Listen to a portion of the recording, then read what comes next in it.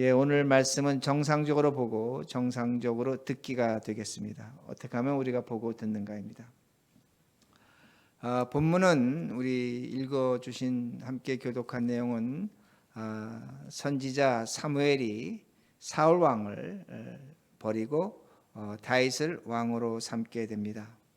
근데 사울이 왕에서 쫓겨나는 이유는 사울은 귀로 많은 걸 들었습니다. 잘 들었지만 그는 하나님의 소리를 듣지 못했습니다. 하나님의 소리를 듣지 못했기 때문에 그는 왕에서 폐위를 당하게 됩니다.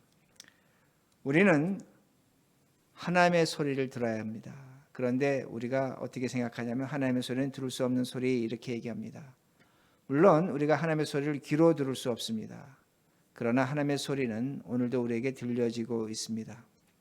제가 재미있는 내용을 봤는데 25살 이하 된 사람들은 모기가 윙윙거리는 소리를 듣는다고 합니다. 그런데 25살 이상 넘어가게 되면 모기가 윙윙거리는 소리를 듣지 못한다고 합니다. 나이를 먹어감에 따라 듣지 못한다는 겁니다. 그러니까 소리는 있는 겁니다. 근데 그 소리를 들을 수 있는 사람이 있고 듣지 못하는 사람이 있다는 겁니다. 하나님의 소리도 마찬가지입니다. 하나님의 소리도 분명히 우리에게 있고 우리가 그 하나님의 소리를 얼마든지 들을 수 있다는 겁니다. 그러기에 먼저 우리가 말씀을 볼 텐데 사무엘상 15장 3절을 보시기 바랍니다. 여러분 성경 읽으셨던 책 앞장인데 15장 3절입니다. 제가 읽습니다.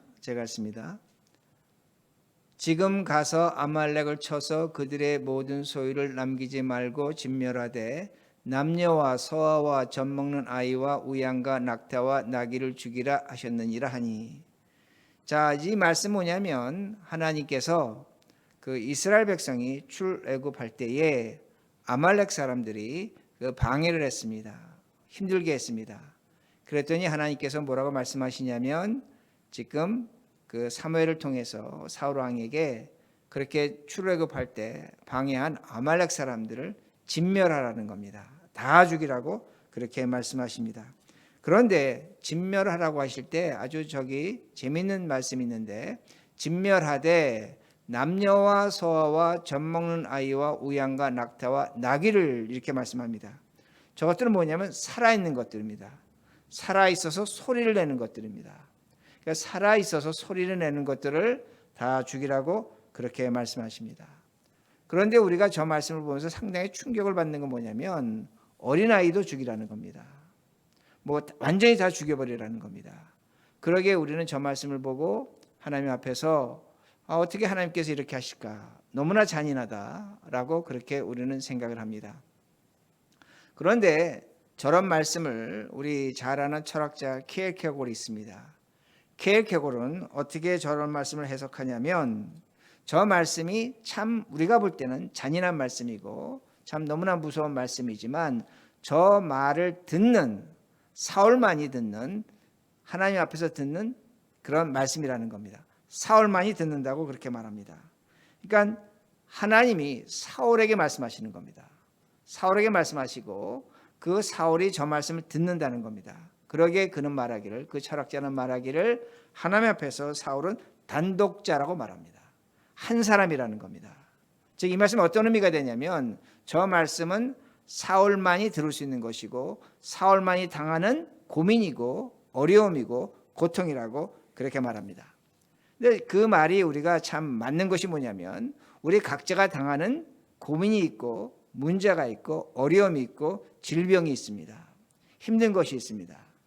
여러분 이걸 가만히 생각해 보시면 이거는 하나님 앞에서 여러분만이 당하는 겁니다. 예를 든다면 제가 지금 어떤 질병에 걸렸습니다. 그 질병에 걸렸는데 내가 당하는 이 질병은 하나님 앞에서 나만이 당하는 질병입니다. 즉 하나님 앞에서 나는 단독자라는 겁니다. 그럼 우리는 어떻게 생각하냐면 아니 A라는 사람도 그 병을 갖고 있고 C라는 사람도 그 병을 갖고 있는데 어떻게 그 병이 하나님 앞에서 당신만이 갖고 있는 질병이라고 말할 수 있습니까? 그렇게 말할 수 있습니다. 왜냐하면 내가 갖고 있는 질병, 내가 갖고 있는 고민은 나만의 문제입니다. 내 아내도 내 남편도 내 자식도 그 주변의 그 누구도 내가 갖고 있는 그 아픔과 고통을 이해하지 못한다는 겁니다. 그러므로 그것은 나만의 것이라는 겁니다. 그 나만의 것을 갖고 지금 하나님 앞에 서 있을 때 그 사람을 단독자라고 그렇게 말합니다.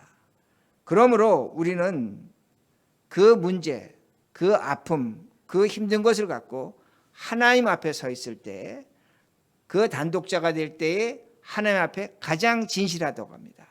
켈케고르는 가장 정직하다고 말합니다.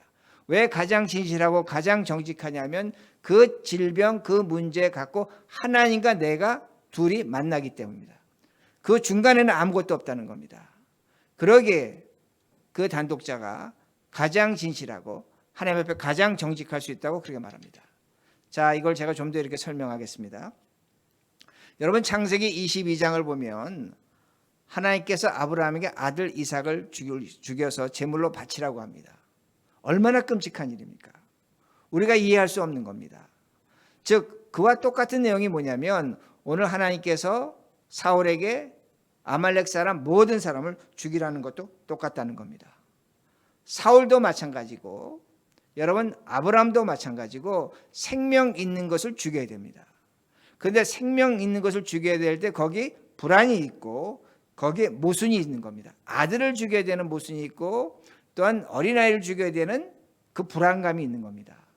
그런데 하나님은 죽이라는 겁니다. 그럴 때 지금 제가 좀 전에 말씀드린 것처럼 그 상황은 그렇게 된 상황은 하나님과 아브라함과 사울이 단독자라는 것, 하나님과 사이에서 해결될 문제라는 겁니다. 그때 그 하나님과 그 두 사람 사이에서 아브라함이나 그 사울 사이에서는 아무도 없는 겁니다. 그리고 거기에는 불안과 두려움만 있는 겁니다. 그러나 그 자리가 가장 정직한 자리고 믿음의 자리가 될 수 있고 신앙의 자리가 될 수 있다고 그렇게 말하는 겁니다. 제가 지금 이렇게 설명드린 것을 말씀드린 것을 우리가 윤리적으로 도덕적으로 도저히 이해하지 못합니다. 어떻게 자식을 죽여서 제물로 바치라는가? 어떻게 윤리적으로 도덕적으로 이해할 수 있습니까?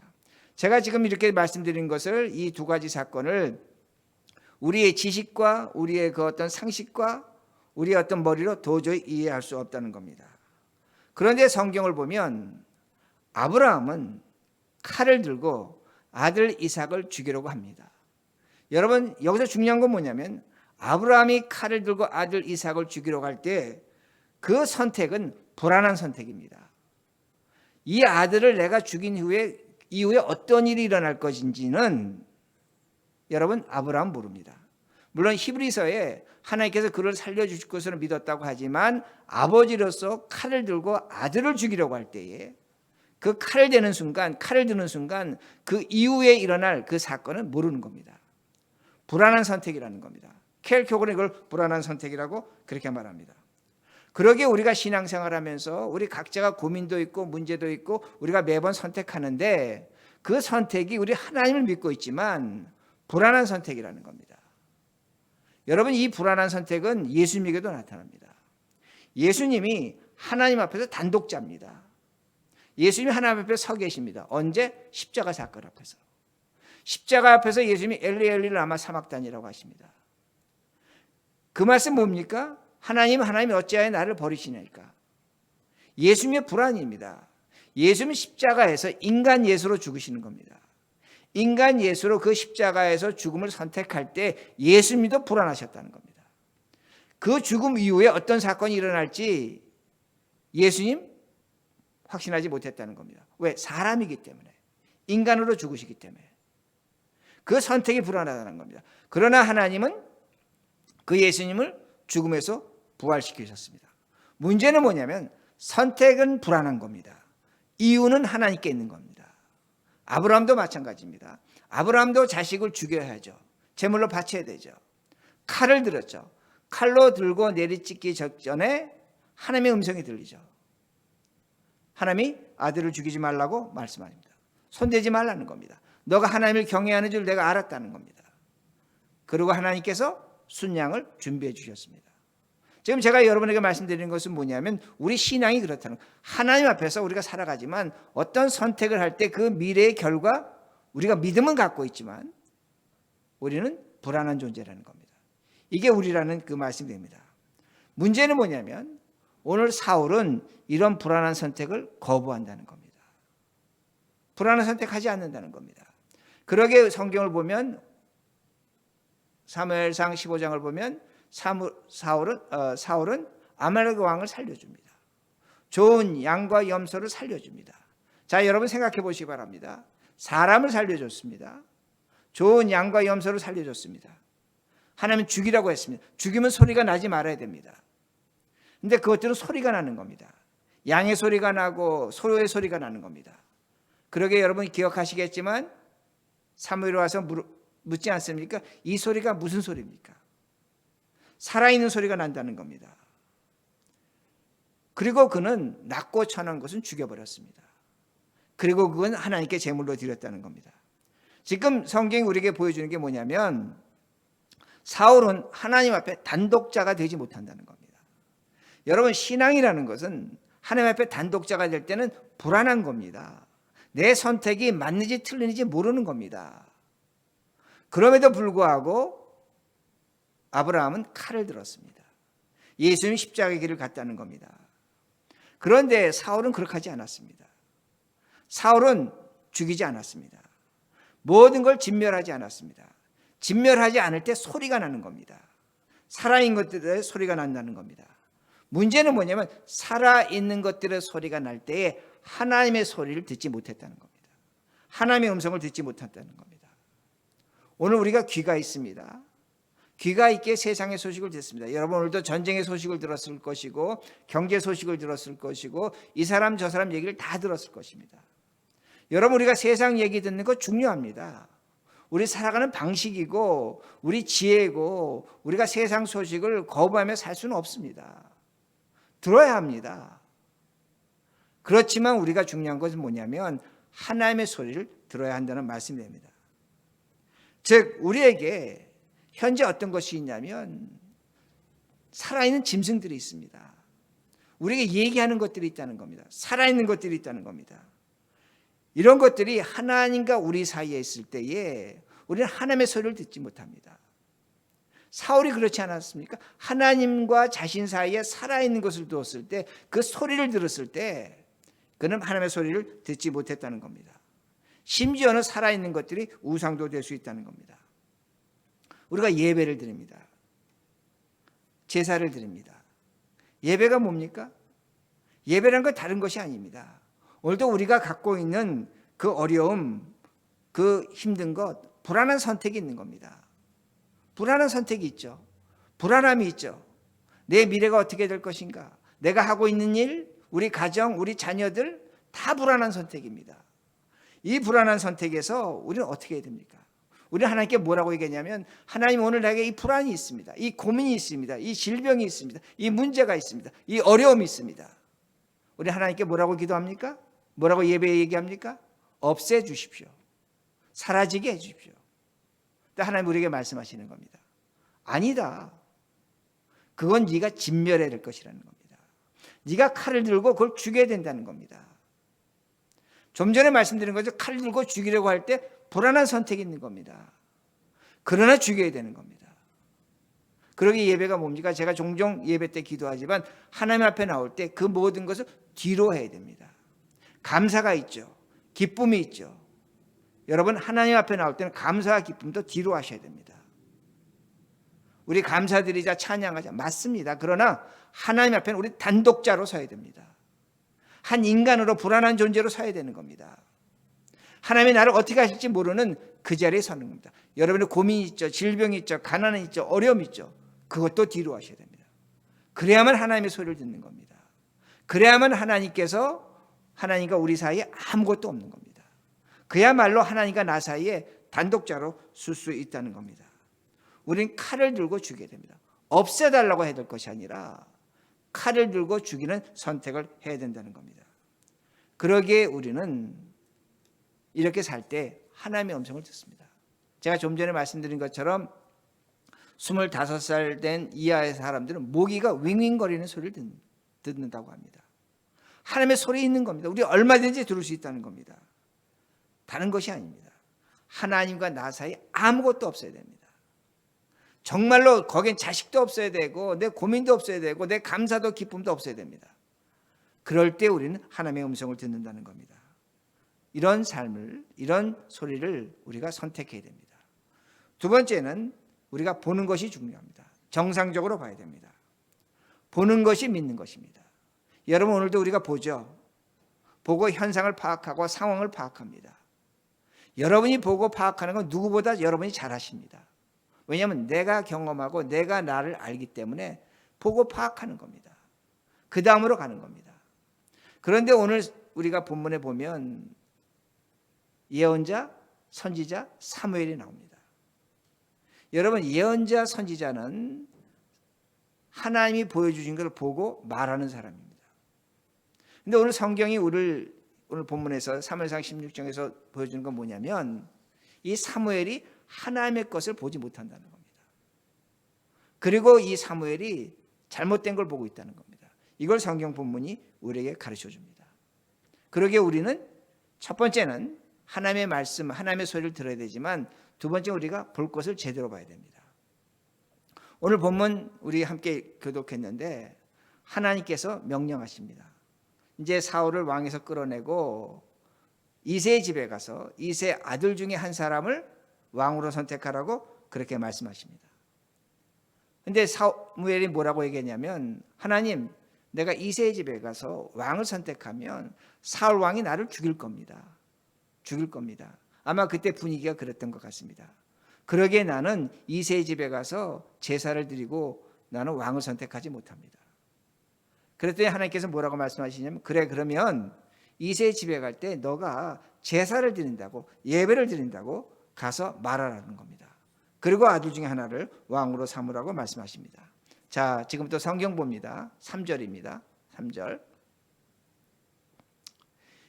이새를 제사에 청하라. 내가 내게 할 일을 가르치리니 내가 내게 알게 하는 자에게 나를 위하여 기름을 부을지니라. 자, 우리가 이 말씀을 굉장히 빨리 읽고 그저 우리가 잘 아는 내용인데 저 말씀을 잘 보시면 지금 하나님께서 뭐라고 말씀하시냐면 제일 중요한 게 이새를 제사에 청하라는 겁니다. 그리고 말씀하시는 게 뭐냐면 제사에 청하고 그러고면 그런 다음에 내가 누구에게 기름 부을지를 알려주겠다는 겁니다. 이 말씀은 어떤 의미가 되냐면 만약에 너가 제사를 드리지 않는다면 너는 이새 아들 중에 기름을 붓는데 누구인지를 절대로 알 수 없다는 겁니다. 그러니까 제사를 드리라는 겁니다. 그런데 사무엘은 이 말씀을 오해합니다. 어떻게 오해하냐면 제사와 예배를 어떻게 오해하냐면 제사와 예배를 통해서 이새 아들 중에 하나를 왕으로 세운다는 겁니다. 제사와 예배를 하나의 수단과 방법으로 사용해서 자신이 이새 아들 집에 가서 왕으로 서도 죽음을 당하지 않는다는 겁니다. 이 말씀이 이해가 되십니까? 예배, 제사를 통해서 이걸 수단으로 방법으로 사용해서 아들 중에 하나를 왕으로 세우고 예배를, 제사를 하나의 방법으로 사용해서 자신이 죽음을 당하지 않는다고 사무엘은 그렇게 이해했다는 겁니다. 그러기에 사무엘에게 왕을 세우는 것이 1차고 예배는 2차가 됐습니다. 자, 그 증거가 나옵니다. 5절입니다. 5절. 이르되 평강을 위함이니라. 내가 여호와께 제사하러 왔으니 스스로 성결하고 와서 나와 함께 제사하자 하고 이새와 그의 아들을 성결하게 하고 제사에 청하니라. 지금 성경이 계속 제사가 나오죠. 제사가 나옵니다. 그런데 여기 영어를 보시면 제가 영어로 읽어드리겠습니다. 5절을 He also consecrated Jesse and his son and invited them to sacrifice. 자, 이 말씀은 어떻게 되냐면 영어로 보면 전도 번역 정확한데 뭐라고 지금 말씀하고 있냐면 성경이 그들을 성결하게 하고 그리고 난 후에 인바이트 했다는 겁니다. 무엇으로? 제사로 인바이트 했다고 그렇게 말씀하고 있습니다. 그런데 6절입니다. 6절. 그들이 오매 사무엘이 엘리압을 보고 마음에 이르기를 여호와의 기름 부으실 자가 과연 주님 앞에 있도다 하였다니. 자, 여러분 여기서 제사를 드렸습니까? 안 드렸습니까? 제사 안 드렸습니다. 이게 문제입니다. 여기서 그들이 오매를 갖다 NASB는 어떻게 번역을 하면 Then it came about when they entered. 그들이 막 와서 들어오려고 할 때 지금 사무엘이 어땠냐면 엘리압을 보고 와 저가 하나님이 기름 부으실 자라고 바로 얘기한 겁니다. 예배 제사에는 초대를 했는데 그들이 초대받고 문에 들어오려고 하는 순간에 사무엘은 예배 드리지 않은 겁니다. 제사 드리지 않은 겁니다. 사람을 보자마자 뭘로 생각했냐면 저자가 처자들이 하나님이 기름 부을 왕이라는 겁니다. 뭐가 된 겁니까? 예배 제사가 수단과 방법이 된 겁니다. 하나님께서 지금 3절과 계속 통해서 말씀하시는 게 뭐냐면 제사 드리고 선택하라는 겁니다. 근데 성경은 제사를 드리지 않고 사람이 들어오자마자 그를 왕으로 세웠다고 그렇게 말씀하는 겁니다. 2차가 예배라는 겁니다. 1차가 뭡니까? 사람을 왕으로 세우는 겁니다. 그러기에 7절입니다. 7절 여호와께서 사무엘에게 이르시되 그의 용모와 키를 보지 말라. 내가 이미 그를 버렸노라. 내가 보는 것은 사람과 같지 아니하니 사람은 외모를 보거니와 나 여호와는 중심을 보느니라 하시더라. 하나님과 지금 사무엘과 시각이 완전히 다른 겁니다. 완전히 달라진 겁니다. 무엇 때문에 달라졌습니까? 사무엘은 사람을 보는데 키와 외모를 봤습니다. 하나님은 중심을 보고 있다고 그렇게 말씀합니다. 무엇 때문에 그런가? 간단합니다. 예배 제사를 드리는데 드리지 않은 겁니다. 그러니까 둘째도 지나가고 셋째도 지나가고 일곱째까지 다 지나갔습니다. 일곱째까지 지나갔는데 그때까지 사무엘은 모르는 겁니다. 자신이 뭘 잘못했는지 모르는 겁니다. 하나님과 시각이 달라진 겁니다. 봐야 될 것을 보지 못하는 겁니다. 제가 좀 전에 말씀드린 것처럼 선지자입니다. 예언자입니다. 하나님의 것을 당연히 봐야 되는 건데 당연히 보지 못하고 있다는 겁니다. 왜 그랬습니까? 지금 예배와 제사의 수단과 방법이 된 겁니다. 어떤 수단이 되냐면 이세 아들 중에 하나를 왕으로 세우는 수단이 된 겁니다. 자신이 죽음을 당하지 않는 방법으로 된 겁니다. 이것을 성경이 우리에게 분명히 보여줍니다. 우리도 예배 드립니다. 제사를 드립니다. 물론 예배를 통해서 우리의 문제와 우리의 아픔이 해결되는 그런 기도도 있고 그런 시간도 있죠. 그러나 조심하셔야 됩니다. 하나님이 그렇게 은혜 주실 때도 있습니다. 없다는 건 아닙니다. 그러나 예배 드리는 자에게 가장 중요한 태도는 뭐냐면 하나님께 우리의 문제와 어떤 것을 해결해 달라는 것이 아니라 예배는 예배라는 겁니다. 즉 다시 말씀드린다면 하나님의 예배를 통해서 우리가 어떻게 살아갈 것을 말씀해 주신 하나님입니다. 문제를 해결하는 것보다 그 문제 앞에서 우리가 어떻게 살아야 될 것인가를 말씀해 주신 하나님이라는 겁니다. 그러게 11절입니다. 11절 이 문제가 어떻게 해결되느냐. 또 사무엘이 이새에게 이르되 내 아들들이 다 여기 있느냐. 이새가 이르되 아직 막내가 남았는데 그는 양을 지키나이다. 사무엘이 이새에게 이르되 사람을 보내어 그를 데려오라. 그가 여기 오기까지는 우리가 어디에? 식사 자리에 앉지 아니하겠노라. 식사 자리에 앉지 아니하겠노라. 여러분 저 말씀이 뭡니까? 식사 자리에 앉지 않겠다고 말합니다. 자, 그런데 아버지와 지금 이새와 사무엘이 얘기하는데 그러면 네 집에 아들들이 더 없느냐? 뭘 얘기하는 겁니까? 지금 7명 다 지나간 다음에 이새가 지금 새로운 것을 깨닫는 겁니다. 못 본 것을 보는 겁니다. 그러면서 얘기하는 것이 분명히 누가 있다는 겁니다. 어떻게 그가 못 본 것을 보게 됐습니까? 제사를 드렸다는 겁니다. 제사를 드렸다는 겁니다.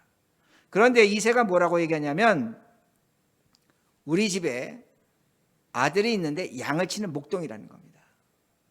제가 얼마 전에 말씀드린 양치는 목동은 인정받지 못하는 사람입니다.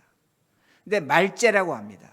말제라는 거는 히브리어로 카톤이라는 단어를 썼는데 마지막이라는 단어 되죠. 무시할 만하다, 중요하지 않다는 겁니다. 그러니까 아들이 아니라는 겁니다. 즉 성경이 우리에게 지금 보여주는 게 뭐냐면 7째 아들까지는 제사 없이 예배 없이 사람을 찾았습니다. 그런데 7째 아들이 끝난 다음에 자신이 보는 것이 지금 틀렸다는 걸 안 사무엘은 예배를 드린 겁니다. 제사를 드린 겁니다. 그리고 지금 볼 수 없는 걸 보게 됐는데 뭐라고 얘기하냐면 이 집에 뭔가 있다는 겁니다. 아들이 없느냐고 그렇게 질문하는 겁니다. 예배를 드리는 후에 하나님과 사무엘의 시각이 일치했다는 말씀이 됩니다. 왜 제가 이렇게 말씀드리냐면 저 말씀 속에서 11절 속에서 어떤 단어를 쓰고 있냐면 그가 올 때까지는 어느 자리에 앉지 않겠다? 식사 자리에 앉지 않겠다고 말하는 겁니다. 우리는 저 성경을 볼 때마다 어떻게 해석하냐면 밥 먹는 자리가 있었구나. 식사 자리가 그렇게 해석하면 안 됩니다. 여러분 사무엘은 왕도 되고 제사장도 되고 선지자도 예언자도 됩니다. 사무엘은 제사장 역할을 했습니다. 그러게 하나님께서 제사를 드리라고 명령하신 겁니다. 그런데 제사를 드리는데 성경에 나오는 대부분의 제사는 그 제물을 하나님께 드리면 하나님이 앞에서 드리는 것을 태워버리는 것과 제사장이 가져가는 것을 끝을 냅니다. 근데 유일하게 한 가지 제사는 그 제물을 드린 자와 제사장과 그리고 하나님이 셋이 나누어 왔습니다. 즉 하나님께 드린 걸 태워버리지만 제사장이 먹는 것이 있고 제물을 드린 자가 먹는 제사가 있습니다. 무슨 제사입니까? 화목제입니다. 근데 여기서 지금 식탁이라고 우리가 식사 자리라고 했는데 히브리어는 사바브라는 단어를 썼는데 함께 둘러앉아 먹는다는 겁니다. 함께 둘러앉아 먹는다는 겁니다. 지금 이건 어떤 의미가 되냐면 화목 제사를 드렸다는 겁니다. 화목 제사를 드리고 함께 둘러앉아 먹는다는 겁니다. 그러기에 여기서 지금 성경이 보여주는 게 뭡니까? 어떤 제사를 드리는가입니다. 어떤 제사를 드리는가? 그 제사를 드렸을 때에 지금 사무엘은 볼 수 없는 걸 보는 겁니다. 그러기에 아들 하나 더 데려오는 겁니다. 누가 또 없느냐고 그렇게 질문하는 겁니다. 여러분 우리도 마찬가지입니다. 제가 좀 전에 말씀드린 것처럼 우리는 하나님의 단독자입니다. 단독자라는 것은 제가 몇 번 설명드린 것처럼 불안한 선택을 할 수밖에 없는 겁니다.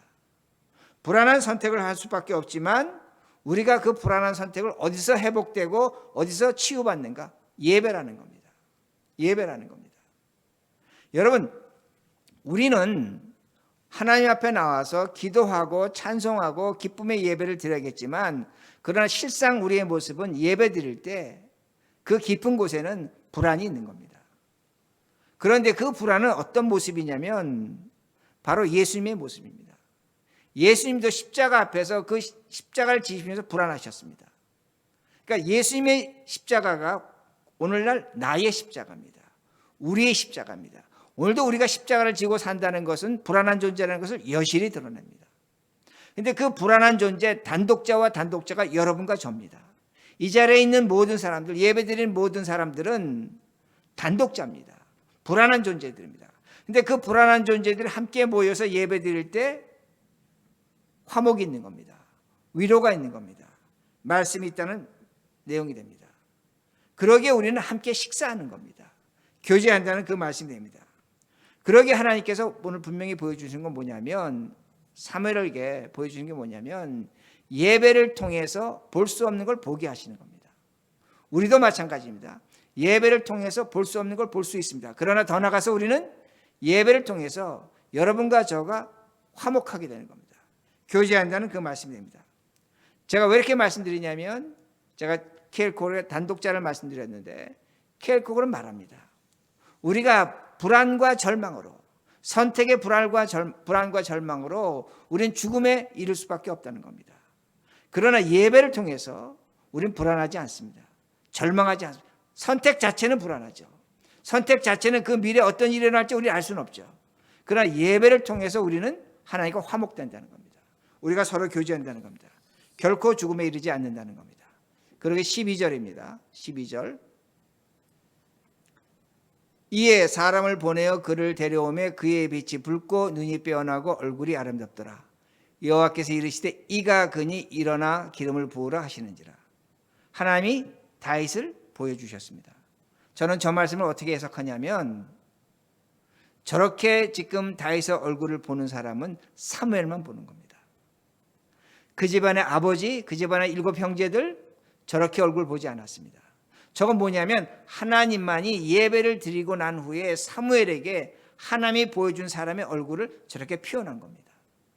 하나님의 사람이라는 것을 분명히 나타낸다는 겁니다. 그러기에 오늘도 우리가 예배를 때 똑같은 얼굴을 봅니다. 똑같은 얼굴을 보지만 예배를 드리고 난 후에 그 사람의 얼굴은 다르게 보일 수 있습니다. 얼마든지 다릅니다. 그러나 예배를 드리지 않고 내 주변 사람의 얼굴을 본다면 그 사람의 얼굴은 세상 사람이 보는 얼굴과 똑같습니다. 그러나 예배를 드린 우리들이 우리의 교우들이나 내 옆 사람을 볼 때는 얼굴이 다르게 보인다는 말씀입니다. 그러기에 말씀을 정리합니다. 우리는 단독자입니다. 단독자기에 하나님과 우리 사이에서 소리 나는 것들이 있습니다. 좋은 소리도 있을 수 있고 나쁜 소리도 있을 수 있습니다. 그러나 그것을 없애버리셔야 됩니다. 칼로 제거하셔야 됩니다. 그래야만 우리는 하나님의 음성을 듣습니다. 하나님의 소리를 듣습니다. 두 번째는 우리는 예배를 드려야 됩니다. 예배를 드릴 때에 우리는 볼 수 없는 것을 보게 됩니다. 더 나아가서 예배를 통해서 힘들고 어려운 선택을 하며 살아가는 우리 불안한 단독자들이지만 서로가 위로받고 교제받습니다. 이렇게 삶을 사시는 우리 모두가 되기를 간절히 바랍니다.